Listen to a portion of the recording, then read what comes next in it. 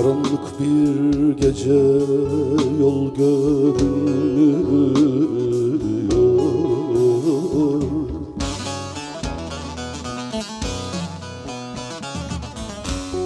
Yürüyorum dikenlerin üstünde.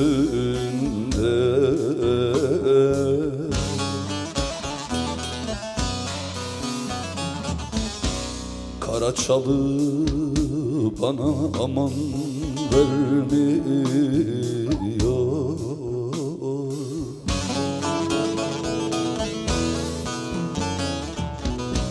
Yürüyorum dikenlerin üstünde, yaralayan üstünde, yaralayan üstünde. Yürüyorum dikenlerin üstünde, yaralayan üstünde, yaralayan üstünde.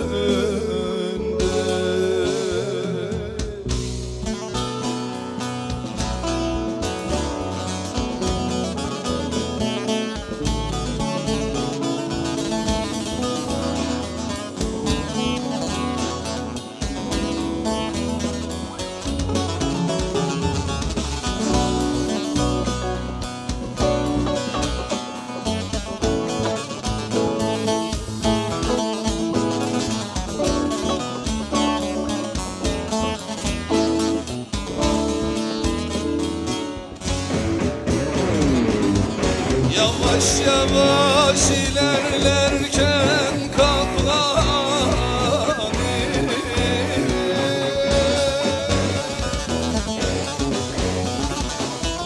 beni bile yola çıkarlar hani.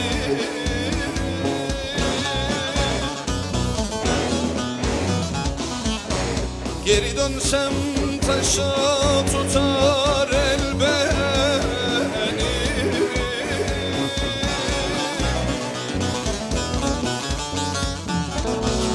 Yürüyorum dikenlerin üstünde, yaram üstünde, yaram üstünde.